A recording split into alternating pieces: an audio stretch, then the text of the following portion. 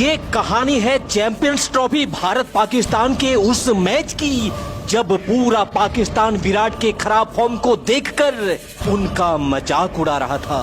कोई कह रहा था विराट में अब वो वाली बात नहीं रह गई, अब वो टिक नहीं पाता। तो किसी ने कहा कि शाहीन और नसीम की तेज रफ्तार के आगे विराट का खाता खुलना भी मुश्किल है। 2017 के चैंपियन ट्रॉफी में भारत को हराकर अपने पुराने दिन को याद कर पाकिस्तानी गदगद थे और वो इतिहास दोहराने की बेबुनियाद बातें भी किए जा रहे थे।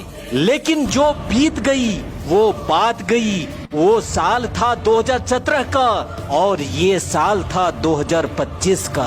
भारतीय टीम पाकिस्तान से डंके की चोट पर बदला का प्लान ठान चुकी थी और कप्तान रोहित की ये ललकार थी कि तैयारी पूरी है, रोक सको तो रोक लो। दोस्तों, भारत पाकिस्तान क्रिकेट की सबसे बड़ी राइवलरी वाले इस मैच का पूरा हाईलाइट वीडियो मैं आपको दिखाने जा रहा हूं, लेकिन आगे बढ़ने से पहले इस वीडियो पे एक लाइक जरूर दीजिएगा और कमेंट में जय हिंद भी जरूर लिखिएगा।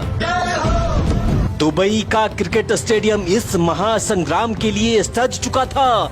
हिंदुस्तान में सड़कें वीरान हो चुकी थी क्योंकि भारत का बच्चा बच्चा पाकिस्तान की हार को अपनी आंखों में पिरो लेना चाहता था।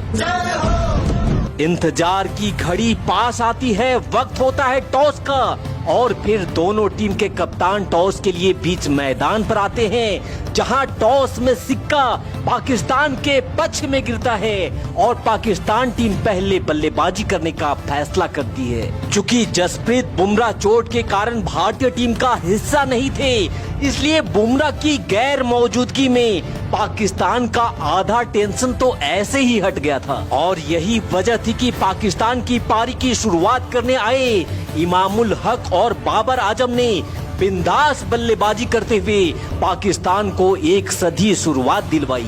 8 ओवर की समाप्ति के बाद पाकिस्तान ने बगैर कोई विकेट खोए 41 रन बोर्ड पर लगा दिए थे, लेकिन तभी बाबर का टावर उखाड़ने गेंदबाजी अटैक पर आते हैं हार्दिक पांड्या, जिन्होंने बाबर को राहुल के हाथों में कैच करवा पाकिस्तान की आंखों को आंसुओं से डबाडब भर डाला। यहाँ से आगे अपने साथी बाबर को खोकर उसका साथी इमामुल हक भी अपना शुद्ध बुद्ध खो बैठाया और जहाँ रन नहीं था वहाँ रन लेने के लिए भाग बैठा।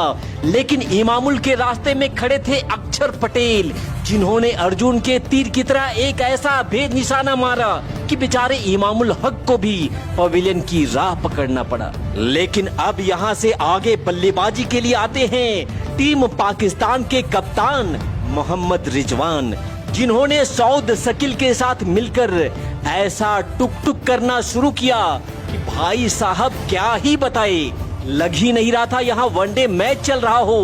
पूरा का पूरा टेस्ट मैच बना दिया इस मैच को। और जब तक कप्तान रिजवान को ये आभास होता कि हम कुछ ज्यादा ही स्लो हैं, तब तक पाकिस्तान इस मैच में काफी पछड़ चुका था। पाकिस्तान ने अपना तीसरा विकेट 34वें ओवर में खोया, लेकिन तब उसके बोर्ड पर महज 150 रन ही थे। यहाँ से आगे भी भारतीय गेंदबाजों ने पाकिस्तान के किसी भी बल्लेबाज को बिना टेंशन के खड़ा नहीं होने दिया, जिससे बड़ा तीरा खींची करने के बाद भी पाकिस्तान निर्धारित 50 ओवर में 241 रनों तक ही पहुंच पाता है। हालांकि दुबई का ये पिच प्रॉपर बैटिंग पिच नहीं था, इसलिए पाकिस्तान के इस स्कोर को इज्जत बचाओ स्कोर माना जा सकता था, क्योंकि उनके टीम में शाहीन शाह अफरीदी, नसीम शाह और हरीश रऊफ जैसे गेंदबाज थे, जिन पे पाकिस्तान को इतना घमंड था कि वो ये विश्वास कर बैठे कि हमारे गेंदबाज भारत को 242 रन बनाने से रोक लेंगे। लेकिन कौन कितना पानी में था और किसमें कितना था दम, इसका फैसला तो चंद घंटों में ही दुनिया के सामने होने वाला था। 242 रनों के जवाबी कार्रवाई में शुभमन गिल के साथ रोहित शर्मा भारतीय पारी की आगाज करते हैं और भारतीय टीम का आरंभ इतना प्रचंड होता है कि भारतीय पारी शुरू होते ही पाकिस्तान की गलियों में सन्नाटा छाने लगा। रोहित और गिल दोनों बल्लेबाजों ने पाकिस्तानी गेंदबाजों पर काउंटर अटैक करना शुरू कर दिया।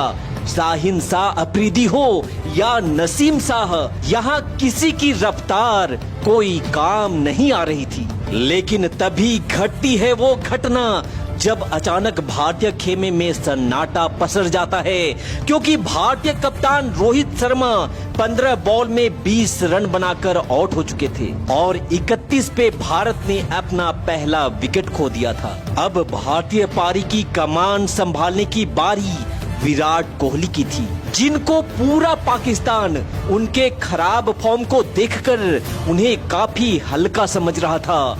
लेकिन उन नासमझ लोगों को ये कौन समझाता कि जब जब मैटर होते हैं बड़े, वहाँ विराट कोहली होते हैं खड़े। और जब जब बात पाकिस्तान की होती है, पाकिस्तान के नाम से ही विराट तो फुल फॉर्म में आ जाते हैं। फिर क्या था, विराट ने शुभमन गिल के साथ मिलकर बड़ी ही बहादुरी से भारतीय पारी को आगे बढ़ाना स्टार्ट कर दिया।